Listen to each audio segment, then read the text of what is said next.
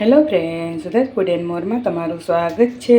આજે આપણે બનાવીશું આવી રીતના સાબુદાણાની ચકરી અને આવી રીતના સ્ટીક। તો આ બંને એક જ બેટરમાંથી બનતી રેસીપી શીખવા માટે તૈયાર થઈ જાઓ। આપણે બનાવવાની શરૂઆત કરીએ। તો હવે સાબુદાણાના ગાંઠિયા બનાવવા માટે મેં આવી રીતના સાબુદાણા પલાળીને રાખી દીધા હતા।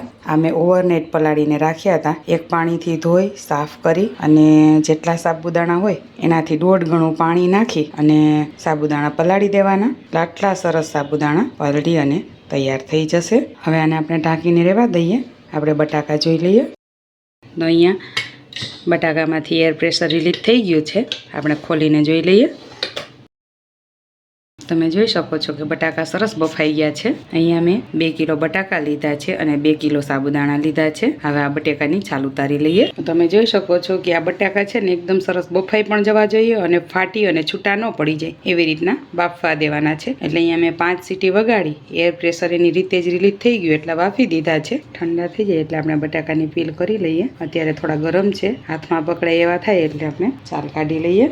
હવે તમે જોઈ શકો છો કે બધા બટાકા પીલ કરીને તૈયાર કરી લીધા છે। હવે આવી રીતના આપણે છીણી લઈ લઈએ અને આવી રીતના બટાકાને છીણી લઈએ। તમે બટાકાને આવી રીતના છીણીને પણ લઈ શકો। પછી જે આપણે સેવ પાડવાનો સંચો હોય, જે તીખા ગાંઠિયાની જાળી આવે એ લગાવી અને કરી શકો। મેઇન તો આમાં આવી રીતના ગાંઠો ન જ આવી જોઈએ, એ ખાસ ધ્યાન રાખવાનું, કેમ કે પછી આપણે પાડતી વખતે આ બધી ગાંઠો વચ્ચે આવે ને તો એ પછી ગાંઠિયો સરસ પડે નહીં। એટલે આવી રીતના સરસ બિલકુલ ટુકડો ન જાય એ રીતના આપણે છીણી લેવાનું છે। તમે જોઈ શકો છો કે આવી રીતના આપણે બધા બટાકા છીણી અને તૈયાર કરી લઈએ। હવે તમે જોઈ શકો છો કે મેં બધા બટાકા છીણી અને તૈયાર કરી લીધા છે। હવે આપણે ખીચું કે બેટર જે કયો તે બનાવી લઈએ। તો અહીંયા હવે ખીચું બનાવવા માટે આપણે પાણી ગરમ મૂકી દીધું છે। પાણી ઉકળે પછી આગળની પ્રોસેસ કરીએ। તો તમે જોઈ શકો છો કે આપણું પાણી સરસ ઉકળી ગયું છે। હવે આપણા સાબુદાણા તૈયાર છે। સાબુદાણા આપણે આમાં એડ કરી દઈએ। તમે જોઈ શકો છો કે છેલ્લે સુધી એકદમ છૂટા છૂટા અને બધા સાબુદાણા એક જ સરખા પલળીને તૈયાર થઈ ગયા છે। હવે બધા સાબુદાણા આપણે એડ કરી દીધા છે।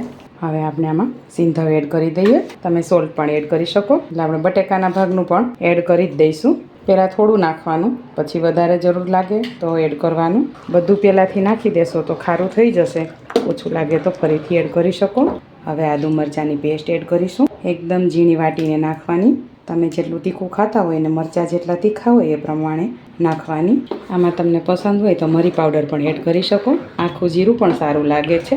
આજે મેં સાબુદાણા સાદા પાણીમાં પલાળ્યા હતા। તમે આગળ બટેકાની કાતરી બનાવી હોય ને એનું પાણી વધ્યું હોય તો એમાં પણ સાબુદાણા પલાળવાના, એનાથી પણ આ સરસ બનશે। હવે તમે જોઈ શકો છો કે સાબુદાણા સરસ હવે કાચ જેવા દેખાવા માંડી ગયા છે। તળિયે ખાસ ચોટે નહીં એનું ધ્યાન રાખવાનું। આવી રીતના હલાવતા રહેવાનું અથવા તો જાડા તળિયાનું વાસણ લેવાનું। હવે આટલું થઈ જાય એટલે આપણે એમાં છીણેલા બટાકા એડ કરી દઈએ। હવે આપણે બધા બટાકા એડ કરી દીધા છે। હવે આપણે આને એકદમ સરસ મિક્સ કરી દઈએ। હવે આપણે આ બધું સરસ મિક્સ કરી લઈએ। હવે આ બધું સરસ મિક્સ થઈ ગયું છે, તમે જોઈ શકો છો।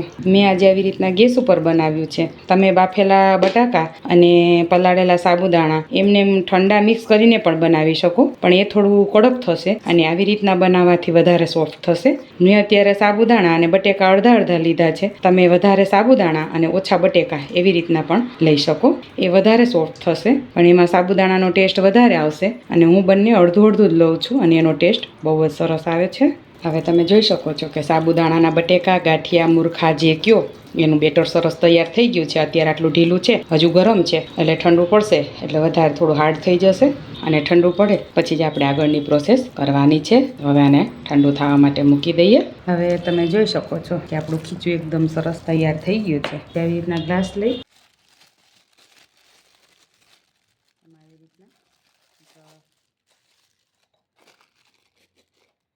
આવી રીતના પાઇપિંગ બેગ લગાવી દેવાની। હવે આપણે એમાં ભરી દઈએ।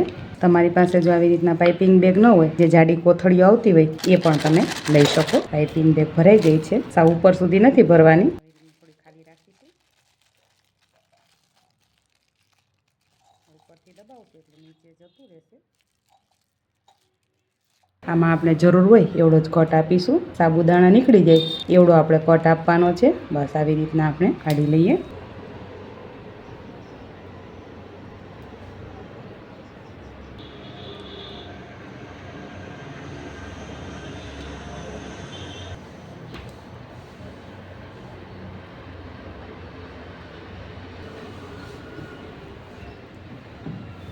એક સરખું પ્રેશર રાખવાનું એટલે એક જ સરખી સરસ ચકરી પડશે. અને ઘણા ચકરી કહે છે, કોઈ મૂર્ખા કહે છે. હવે આપણે એકવાર મેં તમને આવી રીતના ચકરી બનાવીને શીખવાડી દીધું. હવે આવી રીતના આપણે સીધી લાઈન પણ કરી શકીએ.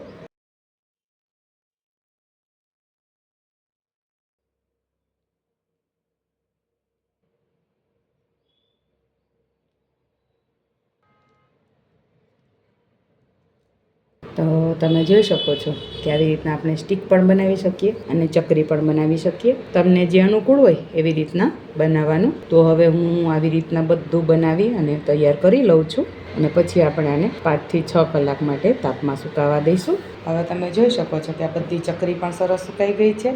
આ સ્ટીક જે પાડી હતી એ પણ સરસ સુકાઈ ગઈ છે. તો હવે આપણે આ બધી સ્ટીક અને ચકરી ભેગી કરી અને તાપમાં તપાવવા મૂકી દઈએ. હવે તમે જોઈ શકો છો કે આપણે આ ચકરી અને આ સ્ટીક બંને તૈયાર થઈ ગઈ છે. અને ડબ્બામાં ભરી લઈશું અને બીજી હું તમને થોડી તળીને બતાવું છું.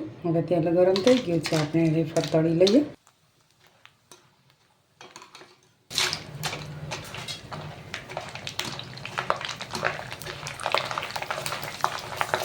આવી રીતના સતત હલાવતા રહેવાનું એટલે સરસ આપણો ગાંઠિયો તળાઈ જાય.